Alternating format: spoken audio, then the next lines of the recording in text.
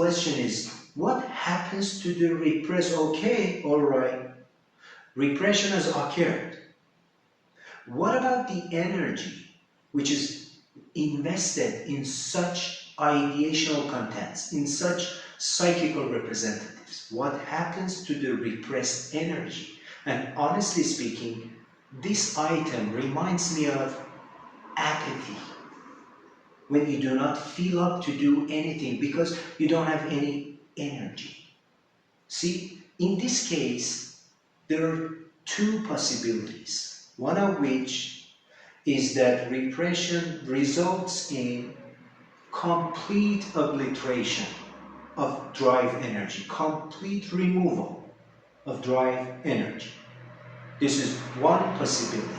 However, there is another possibility as well, and the point is that this one is more likely.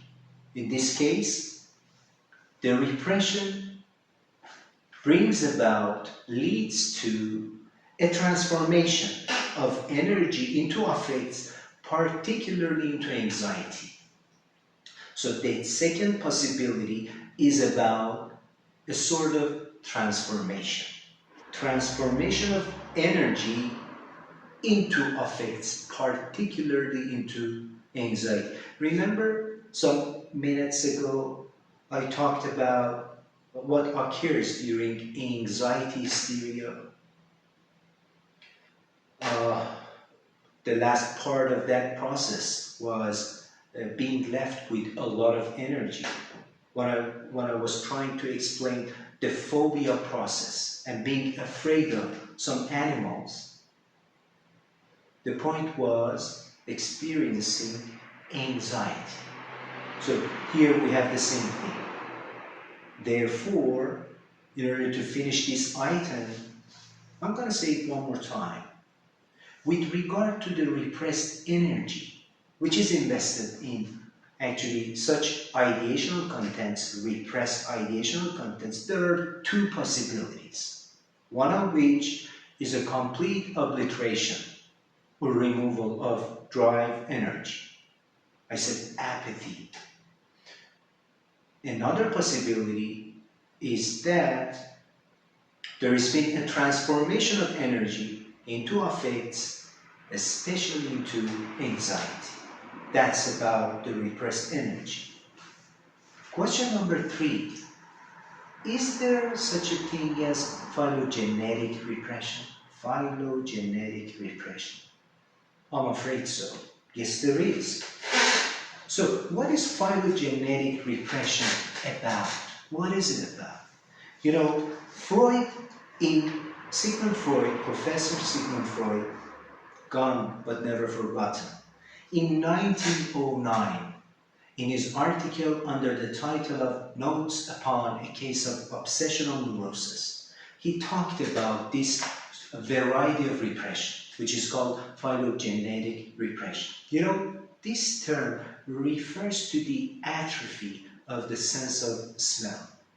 And it's the inevitable consequence of human beings' assumption of an erect posture. To put it simply, you know, as far back as many years ago, I cannot actually mention the date precisely, but I'm sure that many years ago, from a point on, human beings stood up. Prior to that time, used to move on all fours. But from a point on, human beings assumed an erect posture. That's why there has been an organic repression in taking pleasure in smelling. An organic repression of taking pleasure in smelling. The inevitable consequence of assuming an erect posture. So, a sort of repression which is called, and one more thing, which I was about to forget, let's say, but fortunately it just crossed my mind. It just popped up. You know, generally speaking, the term phylogenesis means the evolutionary history of a kind of organism. So the evolutionary history of a kind of organism is called actually phylogenesis. All right, next item. Why has primal repression been initiated? Why has it been started? Again, according to Freud, the key term, a major cause of actually repression initiation is unpleasure. So this is a major cause of primal repression, unpleasure. And here, regarding the primal repression initiation, again, we have the key term as unpleasure. The unpleasure associated with overstimulation of an immature mental apparatus. So the unpleasure associated with an overstimulation of an immature mental apparatus. That is what causes primal repression. That is the beginning of primal repression. Or let's put it this way. Primal repression is caused by this unpleasure. Okay? And the last item, which is more time consuming, I guess, compared to the other items. Fifth item, number 5, 3 phases of repression. Phase 1 is called primal repression. Phase 2, there are different terms for naming the second phase. It could be called as repression proper. It means repression itself. It implies that this phase is somehow more important. So repression proper, actual repression, and after repression. They are all the same. Different synonyms for naming the same phase. So second phase of repression is called repression proper or actual repression or after pressure. And the third phase, the returning of the repressed. Well, as I said, repression has got 3 phases. The first phase, primal one, it is comprised of 2 parts. Passive primal repression, active primal repression.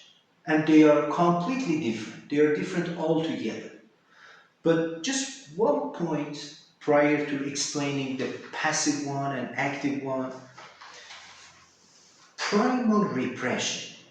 Just an explanation of primal repression.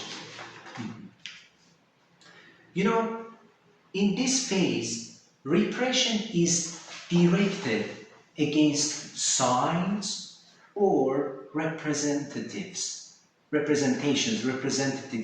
of the drive which are denied entrance to consciousness and to which the drive remains fixated.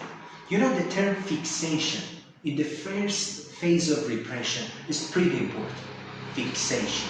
So one more time, in primal repression, the repression is directed against the signs or representatives of the drive which are denied entrance into the consciousness and to which the drive remains fixated. I'm not sure whether you're familiar with the psychoanalytic jargon, such as actually fixation, to which the drive remains fixated. This way, through this process, which I just said, the first unconscious nucleus is formed. The first unconscious, let's say, crystallization, the first unconscious structure is being formed through this process. And it acts as a pole of attraction for the other coming elements. Okay? So, this first nucleus, let's say unconscious nucleus, which acts, which operates as a pole of attraction, it is of great importance in primal repression. On top of that, this attracting process operates from actually beneath. This attracting process operates from beneath, from the direction of, let's say, lower agency. All right? So this is about primal repression. I just tried to actually recap on what I described more on previous session. Luckily, I remember to tell you about the topic of this video as well. Now, this first phase of repression, this includes two types: passive primal repression, active primal repression. In passive primal repression, ideational content is not available to such repressed material. Ideational content is not available. There is no preconscious representations. To put it simply, I can say, this is what I can actually say about this passive primal repression. There is no organization. There is no meaning, no order, no structure. There is no nothing in passive primal repression. However, in the active primal repression, preconscious representations could have existed but was lost. Some actually preconscious representations, some ideational contents could have existed but was lost. So they are different altogether. Passive primal repression, no ideational content, no nothing. Active primal repression could have existed. And I can say that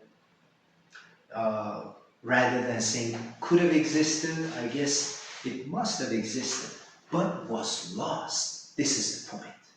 Okay, that's about the first phase of repression. With regard to the second phase, I mean repression proper or actual repression or after pressure, you know, this phase of repression, this adds to that pole of attraction. Remember, I just showed you through my body language, a pole of attraction which operates from beneath. The second phase of repression adds to this pole of attraction a repulsion, pushing away. And this repulsion, so to speak, this rejection operates from a higher, actually, agency. Okay? So the second phase of repression adds to this pole of attraction about the primal repression, a repulsion, pushing away, which operates from a higher agency. Unlike that one. That pole of attraction operates from beneath, but this one operates from the higher agency. And finally, the third phase of repression. It should be noted that on next session, if you just bear with me for a second, I will notify you about the topic of next week video lecture as well. But it should be noted right now that on next week, I'm going to talk about these three phases in actually detail, because it is more time consuming and it's only proper. So I'm going to explain them much more on next session as well. But returning of the repressed, the third phase of repression. In this phase, the repressed material return. The repressed contents come back, but the point is that they come back in a distorted versions. They return in different guises. So even in this returning, we cannot have the pure unconscious material. No. they return in different guises, such as symptoms, parapraxes, dreams, negation, unconscious derivatives. What is meant by unconscious derivatives could be different things. Just to name one or two of them, your fantasies. Unconscious derivatives could be your fantasies. Okay, and transferences. Well, in the third phase, repressed material return, but in guises of symptoms, parapraxes, negation, unconscious derivatives, that is to say your fantasies or other things as well, and transferences. And this item, the last phase of repression, it reminds me of a very frequently asked question. You as a psychologist, if you ever want to start working in a psychology center as a therapist, counselor, or the like, firstly, you should be interviewed, and that would be only proper. But what I want to actually bring up right now is that most probably, or let's say definitely, they ask you questions like this. What types of disorders can you treat? Do you treat? What sort of symptoms do you usually focus on during your, therapy sessions? They ask you this type of questions for sure. I'm talking from experience. But if one is familiar with the essence of symptom formation, if one is already aware of the third phase of repression, that is to say, the returning of the repressed, you will be never asked about this question. They will never ask you this sort of question. What types of disorders do you usually treat? What type of symptoms or psychological disorders do you usually actually try to resolve or work on or focus on during your therapy sessions? Because the point is that the differences between symptoms or psychological disorders are not that important. No. What is of great importance, and I personally think that the item that must be taken into account is the returning of the repressed. All symptoms are just the returning of this repressed. This is what counts. You know what? Okay, one more example. For example, someone comes into your clinic and the person is suffering from a sort of phobia, a sort of, obsession. Okay, you start or you try to work symptom-oriented. You try to focus on resolving their symptoms. For example, ailurophobia. Maybe you intervene with exposure and response prevention, stuff like that, different techniques for obsessions, or phobia. And the point is that after a couple of sessions, it could be some weeks or some months, probably their symptoms decreases significantly. The symptoms, for the guy, for instance, they wash their hands a lot when they go to take a shower. They stay there for some hours, okay? Probably after a couple of sessions, that particular symptom, which could be a phobia of cats, which could be a particular form of obsession, is decreased or decreases significantly. But what happens after some months, most probably, is that the same client, again, they come back with a new symptom. This is the point. You've had some sessions, the client paid you, I don't know, you charged them for a couple of sessions, they paid you some money, you spent some hours, but the point is that after some months, they come back again. This time, they suffer from a new sort of phobia. They suffer from a new type of obsession. And do you mind if I ask you a question? I am, let's say, directing this question to those colleagues who actually who work at these psychological centers, who owns these psychological centers. Are you going to treat the person to deal with the new problem the same way?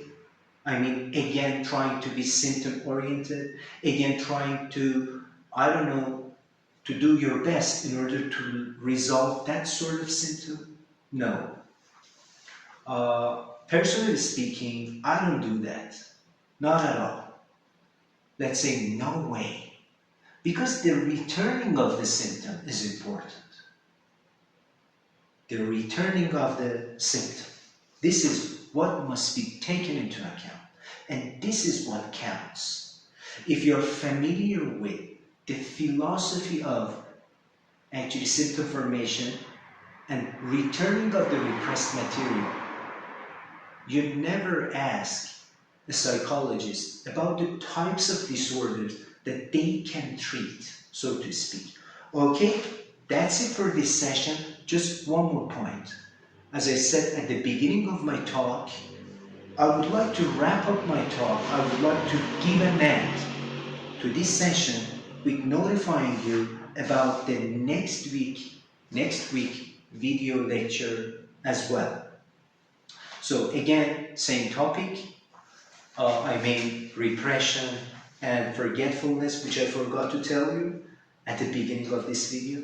On the next session, I'm going to talk about 5 more items. Item number 1, the term deferred action, which is, there's a close link between the first phase of repression, primal repression, and deferred action.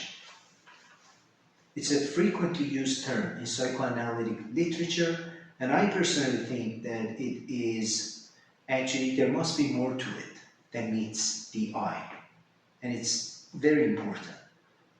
Item number 2, according to the article of Professor Salman Akhtar under the title of Repression, a Critical Assessment and Update of Freud's 1915 paper.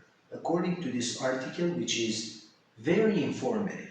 So, according to this article, which has been published in the Journal of the American Psychoanalytical Association in 2020, there are 4 binary concepts regarding the repression phenomena. First binary concept, primal repression versus repression proper. Second binary concept, pushed down versus pulled under. Pushed down, it operates from a higher agency basis versus pulled under. It operates from beneath. The third binary concept, banishment versus return. And the last binary concept, successful repression versus failed repression. So I'm going to talk about these 4 binary concepts as well. I'm going to compare them all. And the next item, the question is, why do repressed contents reside in the unconscious? Why do they reside in the unconscious? The answer is one of the answers is because of anti-catexis or counter-catexis. I will talk about this jargon as well. And item number 4, Professor Sigmund Freud explained the upward pressure applied by the repressed material by analogy with a cork. What I mean by a cork is the thing which is put in the top of a bottle. It could be a wine bottle or water bottle. So that long round piece of thing which is put in the top of a bottle, a cork, and also a heckler. So two analogies which the late Sigmund Freud actually drew or made in order to clarify the upward pressure applied by the repressed material. I'm going to talk about them as well. And the last item for next session, there are 5 pathways for the returning of the repressed. These pathways will be elaborated on much more on next session. I mean, much more time will be allotted to clarify these terms. For the returning of the repressed, the third phase of repression, there are 5 pathways, including, as I said before, parapraxes, dreams, negation, unconscious derivatives, including your free associations during psychoanalytic sessions, your fantasies, they are unconscious derivatives, and transferences. So 5 pathways. And before saying goodbye to you, just one more point. 2 to 3, I'm not completely sure, 2 to 3 or maybe 4 sessions later, 3 weeks later, the topic of the same video lecture will be Lacan on repression. Strictly speaking, it'll be Lacan and Freud, or let's say Lacan versus Freud on repression. That's it for now. See you next week and goodbye.